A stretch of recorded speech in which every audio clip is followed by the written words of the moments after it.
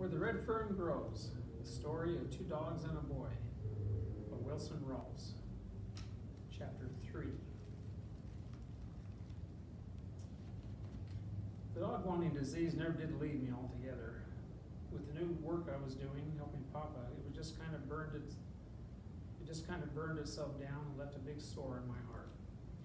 Every time I'd seen a coon track down in our fields or along the riverbanks, the old sore would get all festered up and start hurting again. Just when I had given up all hope of ever owning a good hound, something wonderful happened. The good Lord figured I had heard enough and it was time to lend a helping hand. It all started one day while I was hoeing corn down in our field close to the river. Across the river, a party of fishermen had been camped for several days. I heard the old Maxwell car as it snorted and chugged its way out of the bottoms. I knew they were leaving. Throwing down my hoe, I ran down to the river and waded across at a place called the Shannon Ford. I hurried to the campground. It was always a pleasure to prowl where fishermen had camped. I usually could find things, fish line or a forgotten fish pole. On one occasion, I found a beautiful knife stuck in the bark of a sycamore tree, forgotten by a careless fisherman.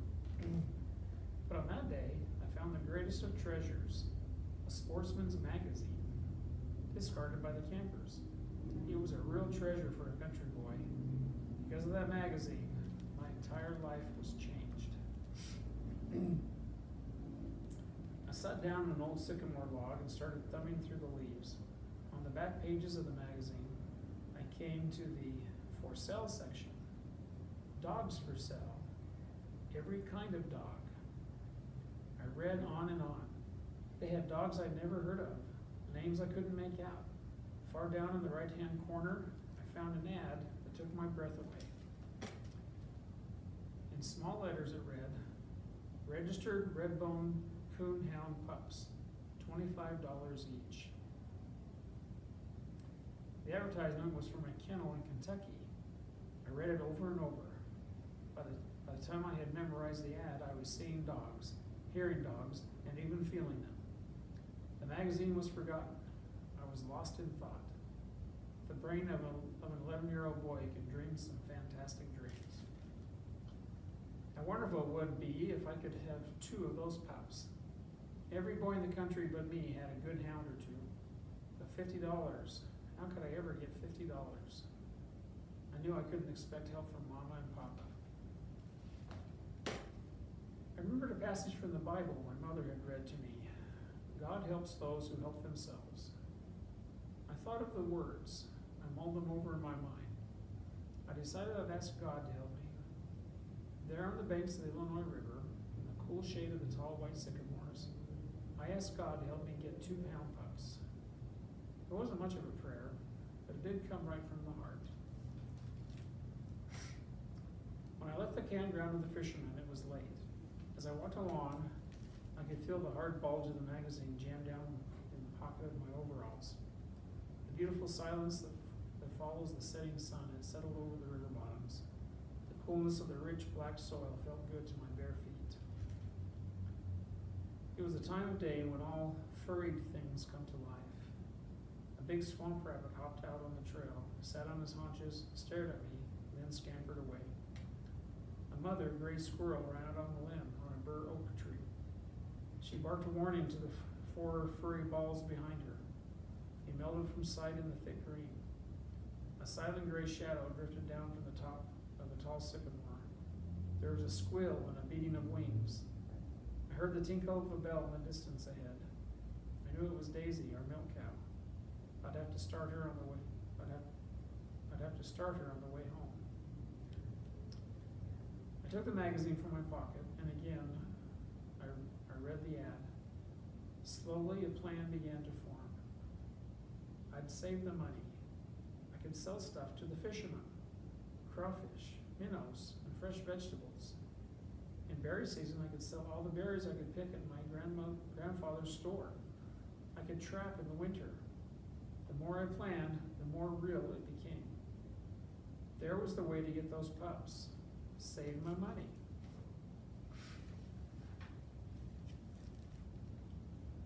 I could almost feel the pups in my hands. I planned a little doghouse and where to put it. Collars I could make myself. Then the thought came, what could I name them? I tried name after name, voicing them out loud. None seemed to fit. Well, there would be plenty of time for names. Right now, there was something more important. $50. A fabulous sum, a fortune, far more money than I'd ever seen. Somehow, some way, I was determined to have it. I had 23 cents. A dime I'd earned running errands for my grandpa, and 13 cents a fisherman had given me for a can of worms. The next morning, I went to the trash pile behind the barn. I was looking for a can, my bank. I picked up several, but they didn't seem to be what I wanted. Then I saw it, an old KC baking powder can. It was perfect, long and slender with a good tight lid. I took it down to the creek and scrubbed it with sand until it was bright and new looking. I dropped the 23 cents in the can. The coins looked so small lying there on the shiny bottom, but to me it was a good start. With my finger, I tried to measure how full it would be with $50 in it. Next, I went to the barn and up to the loft. Far back over the hay and up under the eaves, I hid my can. I had to start toward making my dreams come true. 23 cents. I had a good bank, safe from the rats and from the rain and snow. All through that summer, I worked like a beaver. In the small creek that wormed its way down through our fields, I caught crawfish with my bare hands. I trapped minnows with an old screen wire trap I made myself, baited with yellow corn bread from my mother's kitchen. These were sold to the fishermen along with fresh vegetables and roasting ears. I tore my way through the blackberry patches until my hands and feet were scratched raw and red from the thorns. I tramped the hills seeking out the huckleberry bushes. My grandfather paid me 10 cents a bucket for my berries. Once Grandpa asked me what I did with the money I earned. I told him I was saving to buy some hunting dogs. I asked him if he would order them for me when I had saved enough. He said he would. I asked him not to say anything to my father. He promised me he wouldn't. I'm sure Grandpa paid little attention to my plans. That winter, I trapped harder than ever with the 3 little traps I owned. Grandpa sold my hides to fur buyers who came to his store all through the fur season. Prices were cheap. 15 cents for a large possum hide, 25 for a good skunk hide. Little by little, the nickels and dimes added up. The old KC baking powder can grew heavy. I would heft its weight in the palm of my hand. With the straw, I'd measure from the lip of the can to the money. As the months went by, the straws grew shorter and shorter. The next summer, I followed the same routine. Would you like to buy some crawfish or minnows? Maybe you'd like some fresh vegetables or roasting ears. The fishermen were wonderful, as true sportsmen are. They seemed to sense the urgency in my voice and always bought my wares. However, many was the time I'd find my vegetables left in the abandoned camp. There never was a set price. Anything they offered was good enough for me. A year passed. I was 12. I was over the halfway mark. I had $27.46. My spirits soared. I worked harder. Another year crawled slowly by, and then the great day came. The long, hard grind was over. I had it, my $50. I cried as I counted it over and over. As I set the can back in the shadowy eaves of the barn, it seemed to glow with a radiant whiteness I had never seen before. Perhaps it was all imagination. I don't know. Lying back in the soft hay, I folded my hands behind my head, closed my eyes, and let my mind wander back over the 2 long years. I thought of the fishermen, the blackberry patches, and the huckleberry hills. I thought of the prayer I'd said when I asked God to help me get 2 hound pups. I knew he had surely helped, for he had given me the heart, courage, and determination. Early the next morning, with the can jammed deep in my pocket of my overalls, I flew to the store. As I trotted along, I whistled and sang. I felt as big as the tallest mountains in the Ozarks. Arriving at my destination, I saw 2 wagons were tied up at the hitching rack.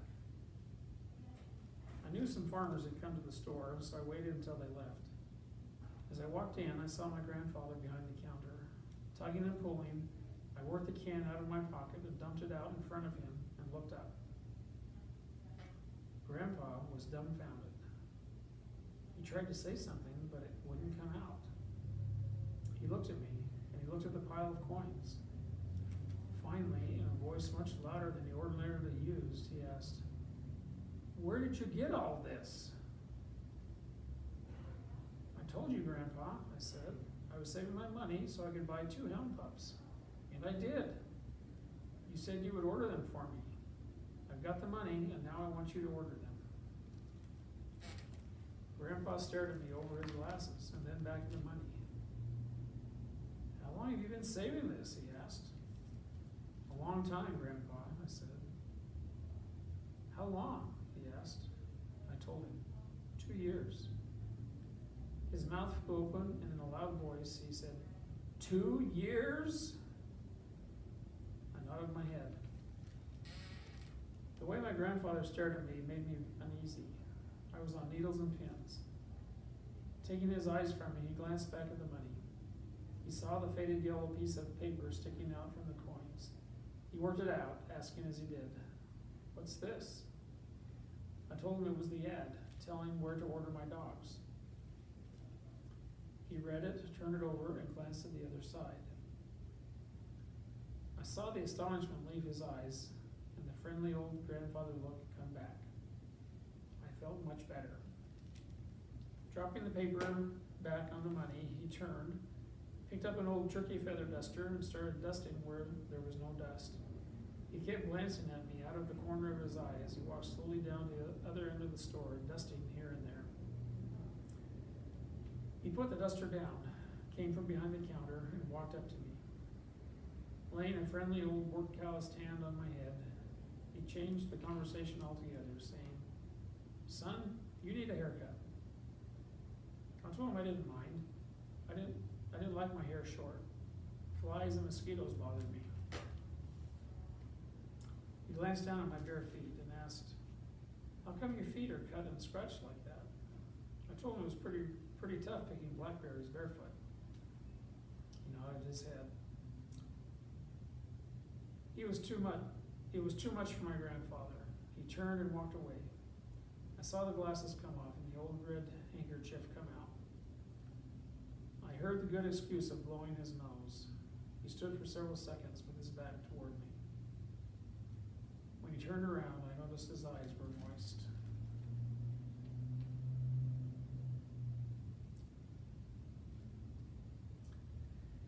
In a quivering voice, he said, "Well, son, it's your money. You worked for it, and you worked hard. You got it honestly, and you want some dogs. We're going to get those dogs. Be damned, be damned." That was as near as I ever came to hearing my grandfather curse, if you could call it cursing. He walked over and picked up the ad again, asking, "Is this 2 years old, too?" I nodded. "Well," he said, "the first thing we have to do is write this outfit. There may not even be a place like this in Kentucky anymore. After all, a lot of things can happen in 2 years." Seeing that I was worried, he said, "Now you go on home. I'll write to these kennels, and I'll let you know when I get an answer. If we can't get the dogs there, we can get them someplace else. And I don't think, if I were you, I'd let my pa know anything about this right now. I happen to know he wants to buy that red mule from old man Potter." I told him I wouldn't and turned to leave the store. As I reached the door, my grandfather said in a loud voice, "Say, it's been a long time since you've had any candy, hasn't it?" I nodded my head. He asked, "How long?" I told him, "A long time." "Well," he said, "we'll have to do something about that." Walking over behind the counter, he reached out and got a sack. I noticed it wasn't one of the nickel sacks, it was one of the quarter kind. My eyes never left my grandfather's hand. Time after time, I dipped in and out of the candy counter. Peppermint sticks, jawbreakers, horehound, and gumdrops. The sack bulged. So did my eyes. Handing the sack to me, he said, "Here, first big coon you catch with those dogs, you can pay me back." I told him I would. On my way home, with a jawbreaker on one side of my mouth and a piece of horehound in the other, I skipped and hopped, making half an effort to try to whistle and sing, and couldn't for the candy. I had the finest grandpa in the world, and I was the happiest boy in the world. I wanted to share my happiness with my sisters, but decided not to say anything about ordering the pups. Arriving home, I dumped the sack of candy out on the bed. 6 little hands helped themselves. I was well repaid by the love and adoration I saw in the wide blue eyes of my 3 little sisters.